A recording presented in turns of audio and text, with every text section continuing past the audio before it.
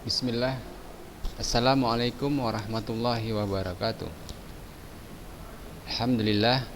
Wassalatu wassalamu ala rasulillahi amma ba'd. Apa kabar anak-anak Ustadz? Setuju? Saya harapkan semua antum dalam keadaan sehat, selalu dalam lindungan Allah Subhanahu wa taala dan tetap dalam lindungan Allah Subhanahu wa taala. Dan selalu semangat dalam pembelajaran daring kita ini. Baiklah anak-anak Ustadz, insyaallah hari ini kita akan melanjutkan pelajaran prakarya kita. Tidak lupa Ustadz ingatkan kepada antum untuk mempersiapkan peralatan tulis antum, buku antum, agar antum dapat mencatat materi-materi yang akan Ustadz berikan ini. Baiklah anak-anak Ustadz, hari ini kita akan melanjutkan pembelajaran kita mengenai sarana produksi dan tahapan budidaya tanaman sayuran. Pada pekan yang lalu saya sudah menjelaskan ya beberapa jenis tanaman-tanaman sayuran. Hari ini kita akan pelajari bagaimana produksi dan tahapan budidaya tanaman sayuran. Sarana produksi dan tahapan budidaya tanaman sayuran perlu diperhatikan sebelum melaksanakan budidaya. Dalam melakukan budidaya dibutuhkan sarana produksi dan pelaksanaan tahapan yang tepat sehingga dapat tumbuh dengan baik dan diperoleh hasil yang optimal. Ya, yang pertama adalah sarana produksi budidaya tanaman sayuran. Kita perlu mempersiapkan bahan, yaitu benih atau bibitnya. Benih berbeda dengan bibit. Benih berbentuk biji, sedangkan bibit sudah berbentuk tanaman yang masih kecil. Benih harus mempunyai kualitas tinggi, baik mutu genetik, fisik maupun fisiologinya. Benih atau bibit unggul juga harus berasal dari varietas yang unggul atau daya tumbuh besar, murni, tidak mengandung kotoran, tidak tercemar hama dan penyakit. Benih yang terjamin adalah benih yang bersertifikat. Jadi anak-anak Ustadz, sebelum kita membudidaya, perlu kita memperhatikan benih ya, agar bermutu baik. Yang paling penting dalam pemilihan benih ini adalah kita dapat melihat benih-benih yang kita dapatkan itu yang sudah bersertifikat, sehingga lebih terjamin anak-anak Ustadz. Ini ada gambar ya, ada benih kangkung, cabai keriting dan bunga kol ya. Ini contohnya, ini beberapa jenis benih-benih yang dapat dibudidayakan. Kemudian setelah kita perhatikan benih, yang kedua adalah pupuk.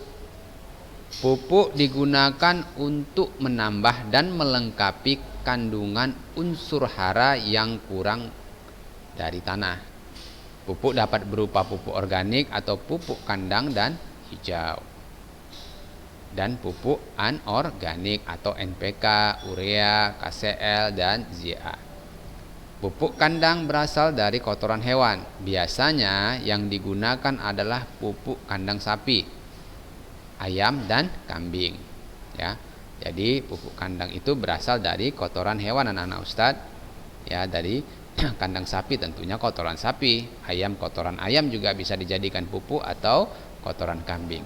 Ya, pupuk kandang memiliki kandungan unsur hara yang lengkap seperti nitrogen, fosfor, dan kalium. Pupuk kandang yang digunakan sebaiknya yang sudah matang, yang ditandai dengan warna hitam pekat dan tidak berbau. Hal ini bertujuan untuk mencegah munculnya bakteri dan cendawan yang dapat merusak tanaman. Jadi kotoran-kotorannya tadi yang sudah tidak berbau, ya. Jangan antum ya baru dapat kotorannya ya masih baru antum jadikan pupuk, ya. Diupayakan yang sudah tidak berbau lagi, artinya yang sudah matang. Kemudian adalah pestisida. Pestisida berguna untuk mengendalikan serangan organisme atau pengganggu tanaman yang disebut dengan OPT. Pestisida dapat berupa pestisida alami ataupun buatan. Pestisida alami bisa dimanfaatkan tanaman sebagai bahan bakunya. Ya, jadi membuat pestisida dari tanaman juga ya anak Ustadz. Ya, contoh yang dapat digunakan untuk membuat pestisida adalah daun nimba. Itu dia kita manfaatkan tanaman juga sebagai pestisidanya, ya. Jadi pestisida ini berguna untuk mengendalikan serangan hama, ya, organisme pengganggu tanaman. Nah, itu perlu kita persiapkan juga anak-anak Ustadz, ya. Kemudian media tanam. Media tanam berfungsi sebagai tempat tumbuhnya tanam. Komposisi media tanam perlu disesuaikan dengan jenis tanam yang dibudidayakan. Media tanam umumnya berupa tanah. Aneka media tanam antara lain arang, batang pakis, kompos, mos, pupuk kandang, sabut kelapa, sekam padi, dan humus. Nah, ini media tanamnya anak-anak Ustadz, ya. Jadi ada juga ya tanaman yang ditanam dengan media arang, ya anak-anak Ustadz. Batang pakis, antum tahu ya ada batang pakis, ya. Biasanya kalau antum jalan ke Brastagi, ya, itu banyak sekali tuh di pinggir-pinggir jalan, ya, yang menjual batang-batang pakis, ya, dapat digunakan sebagai media tanam. Kalau arang saya rasa antum sudah tahu, ya, ya. Sekam padi, sabut kelapa, ya, banyak anak-anak Ustadz.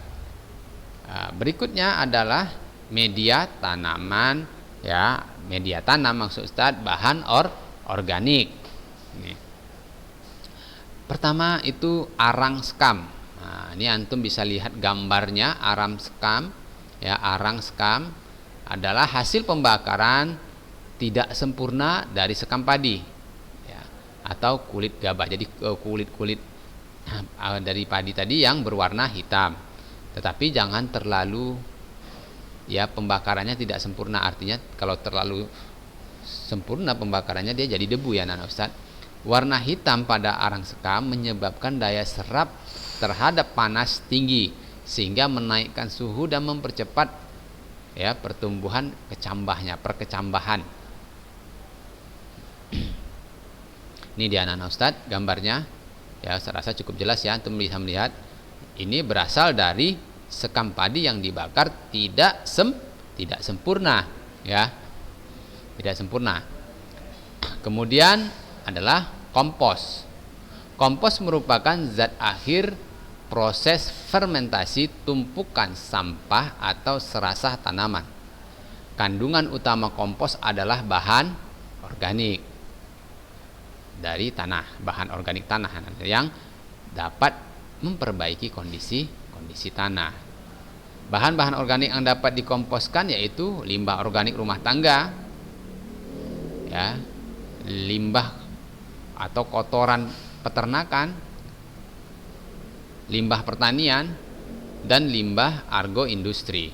Ciri-ciri kompos yang baik ialah berwarna coklat, berstruktur lemah, gembur, dan berbau daun lapuk. Keuntungan menggunakan kompos ialah mengembalikan kesuburan tanah, mengurangi tumbuhnya ya tumbuhan pengganggu, tersedia secara mudah, murah, dan relatif cepat. Ya, anak Ustaz, ini penting antum pahami ya, keuntungan menggunakan kompos apa saja ya, dapat mengendalikan kesuburan tanah. Kemudian adalah sabut kelapa. Sabut kelapa ini sangat mudah kita jumpai ya jika kita ingin membuat media dari sabut kelapa ya.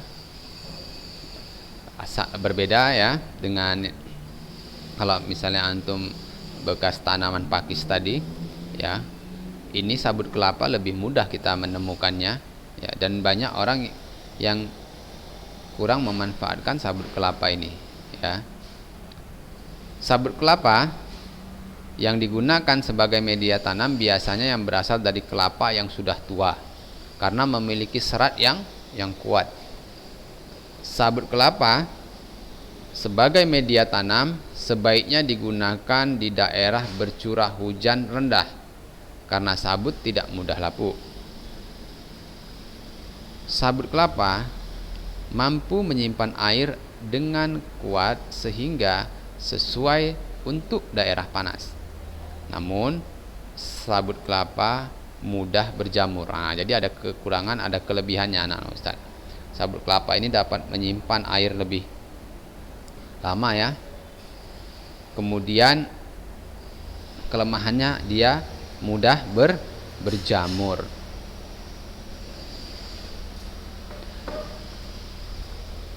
Media tanam bahan anorganik ya. Jadi tadi yang medianya organik ada apa anak Ustaz? Sabut kelapa, kemudian kompos, harang sekam ya. Jadi sekarang kita masuk yang anorganik ya. Anorganik. Pertama adalah gel atau hidrogel. Adalah kristal polimer yang biasa digunakan sebagai pengganti tanah. Biasanya gel digunakan sebagai media tanam indoor karena warnanya yang beragam dan dapat memperindah ruangan. Gel juga sering digunakan nursery saat pengiriman tanaman jarak jauh karena gel mampu menyimpan air dalam jumlah yang sangat banyak. Ini anak Ustaz gel. Ini sering kita lihat ya. Sekarang ini kalau Ustaz perhatikan ya, banyaknya lagi tren ini ya tentang tanaman-tanaman. Ya, jadi tanaman hias ya. Jadi ini sering kita jumpai ya pada orang-orang menjual tanaman ya. Gel ini berfungsi untuk media tanam juga ya, yang dapat menyimpan air lebih banyak ya. Lebih praktis anak-anak Ustadz ya. Jadi kita nggak takut ketumpahan air ya, becek ya, karena gel ini ya dia agak kenyal ya, tapi dapat menyimpan air dengan banyak. Kemudian pasir ya, pasir ini juga ya memiliki kapasitas kelembapan yang sangat rendah dari kandungan hara rendah. Pasir cukup baik dijadikan sebagai media tanam karena dapat menciptakan kondisi aerasi yang baik. Pasir yang digunakan sebagai media tanam adalah pasir malang dan pasir kali. Nah, ini kalau antum ya, kalau antum lagi suka buat akuarium, mau desain aquascape, ini pasir malang ini sangat populer ini ya, atau pasir kali. Pasir pantai tidak disarankan untuk digunakan karena memiliki kadar garam yang tinggi, yang tidak baik bagi tanaman, yang ditunjukkan dengan gejala terbakar dan menyebabkan kematian ya anak-anak Ustaz.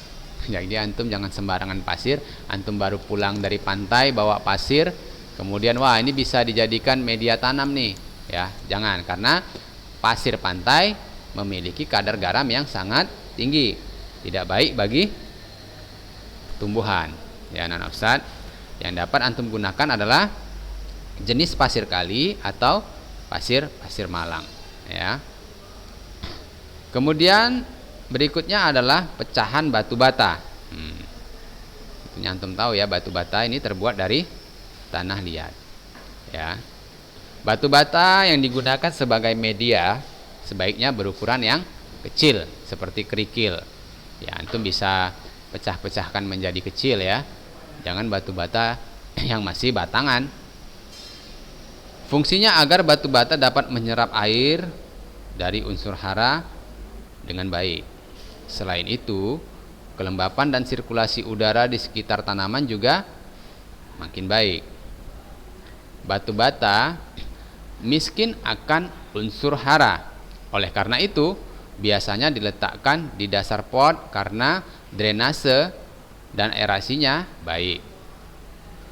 Batu bata juga harus dicampur dengan bahan lainnya untuk memenuhi kebutuhan hara tanaman. Nah, jadi anak-anak Ustadz biasanya batu bata ini diletakkan di bagian bawah, dan antum nggak bisa hanya mengandalkan batu bata ini saja ya. Berbeda tadi dengan yang gel ya anak-anak Ustadz, karena gel itu dia dapat menyimpan air dengan jumlah yang sangat banyak, tapi batu bata ya tidak begitu baik dalam menyimpan air, sehingga antum harus menambahkan dengan campuran bahan yang lain ya.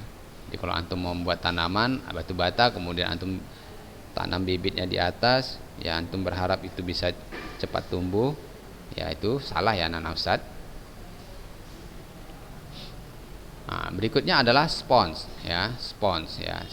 Antum sangat tahu sekali nih spons ini, sangat populer ya. Ya, spons ya banyak digunakan untuk budidaya tanaman hias. Ini juga termasuk media tanam yang anorganik ya anak-anak Ustadz, spons. Ya, biasanya spons ya digunakan sebagai media bunga potong. Spons memiliki daya serap air dan hara yang sangat tinggi. Tetapi bahan ini mudah lapuk dan mudah hancur ketika dipegang. Nah, ini anak-anak Ustadz ya. Biasanya spons ini juga ya, ketika antum kasih air ya, dia dapat menyimpan air dengan baik ya. Antum rendam air ya, dia dapat ya menyimpan air di dalamnya.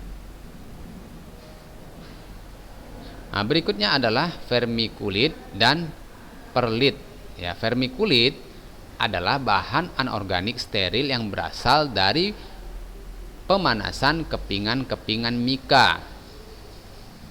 Bahan ini mengandung kalium. Vermikulit dapat meningkatkan daya serap air jika digunakan sebagai bahan campuran media tanam. Ya, ini juga anak-anak Ustadz merupakan bahan campuran ya, sebagai campuran dalam media tanamnya. Nah, baiklah anak-anak Ustadz, ini tadi sudah saya jelaskan. Ada yang bahan organik ya, media tanam organik maksud Ustadz. Kemudian ada media tanam anorganik ya.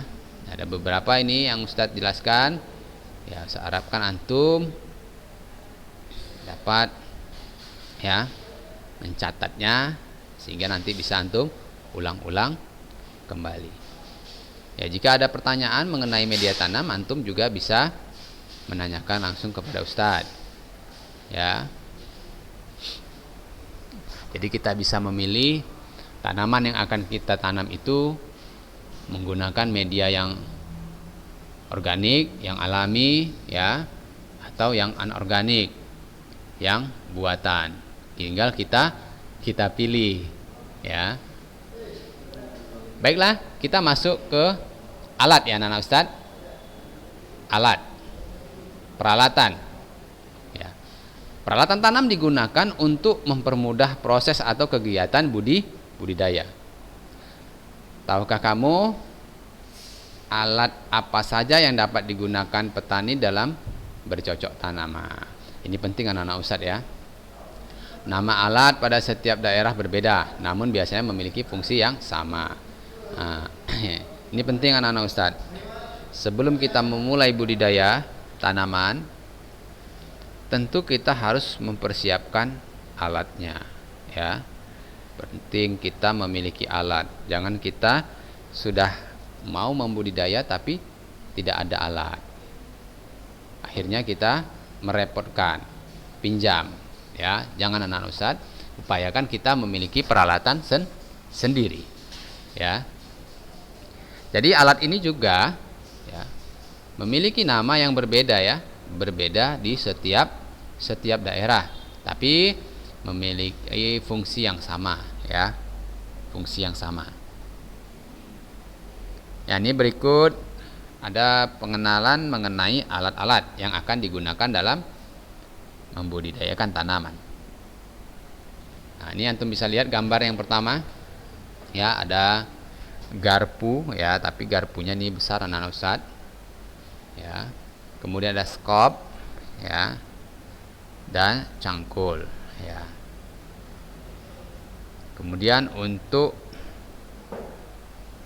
pemeliharaan tanaman ya. Jadi untuk perawatannya, pemeliharaannya antum perlukan peralatan-peralatan ya, seperti gembor. Ini biasanya kita gunakan ya untuk menyemprot tanaman ya.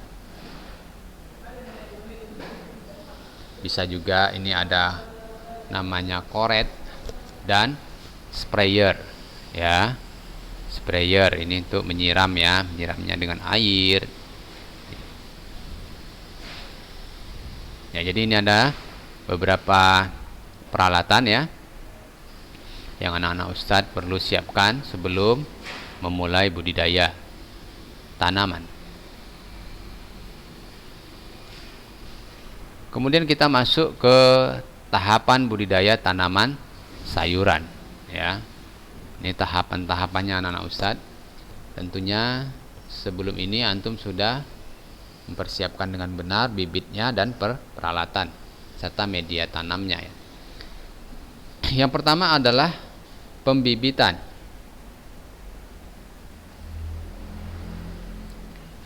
Yang harus diperhatikan saat pembibitan adalah mengetahui syarat benih yang baik. Seperti di awal yang tadi saya dijelaskan bahwa pemilihan bibit itu harus memperhatikan ya, dan usahakan bibit itu yang sudah bersertifikat, ya. Benih harus bersih dari benda asing, memiliki daya kecambah minimal 80% sebelum disemai. Benih diberi perlakuan agar pertumbuhan benih lebih baik ya. Perlakuan sebelum semai beberapa tiap jenis tanaman. Beberapa tanaman ya, benih tanaman membutuhkan perlakuan tertentu sebelum disemai, seperti direndam dengan air. Ada pula benih yang dapat langsung disemai atau ditanam di lahan. Ya, jadi anak-anak Ustadz biasanya untuk memancing pertumbuhan kecambah itu kita tidak langsung di media tanamnya ke tanah langsung, bisa kita buat media yang lain ya. Misalnya ketika antum mau memancing pertumbuhan kecambah ya, bisa menggunakan media yang lain ya.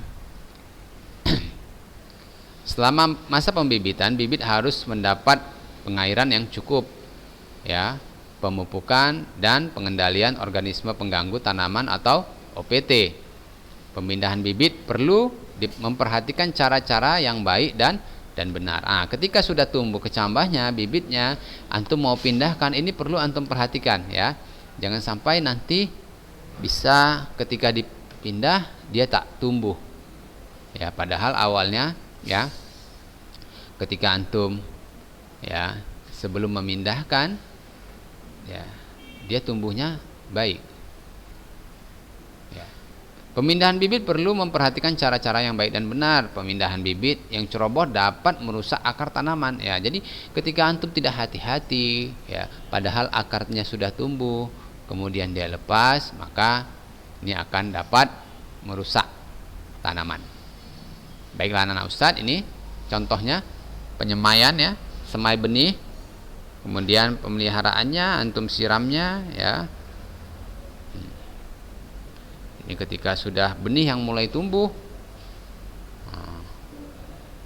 penyapian maksudnya ini akan dipisah-pisahkan di dalam sebuah polybag kecil ya, sehingga dia dapat tumbuh lebih maksimal ya.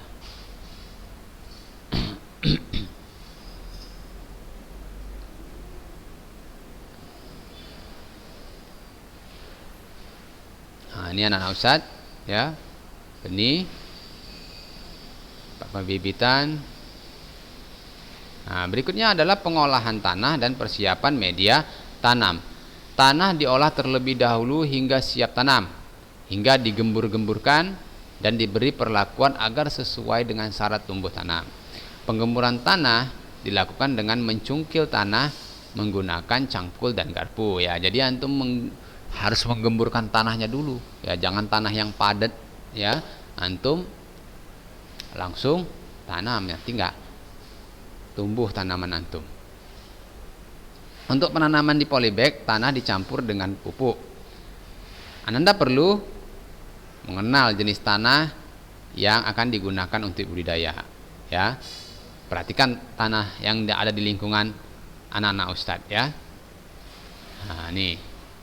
Baiklah anak-anak Ustadz ya. Ustadz, ini kita sampai pengolahan tanah dan persiapan media tanam ya anak-anak Ustadz harapkan materi-materi ini Ustadz antum bisa mengulang-ulang ya, dengan antum catat dan mengulang kembali hingga antum bisa memahaminya. Jika ada sesuatu yang ingin antum tanyakan, antum boleh menanyakan langsung juga kepada Ustadz. Baiklah anak-anak Ustadz, mungkin ini saja yang dapat Ustadz sampaikan hari ini ya. Ustadz berharap antum dapat memiliki catatan untuk pelajaran prakarya ini ya. Walaupun hari ini Ustadz tidak memberikan tugas, berharap antum memiliki catatan yang baik. Ustadz rasa ini saja yang dapat Ustadz sampaikan untuk hari ini. Mudah-mudahan apa yang Ustadz sampaikan dapat menjadi ilmu yang bermanfaat bagi kita semua dan menambah wawasan. Saya tutup pembelajaran kita hari ini. Subhanakallahumma wa bihamdik asyhadu an la ilaha illa anta astaghfiruka wa atubu ilaik. Assalamualaikum warahmatullahi wabarakatuh.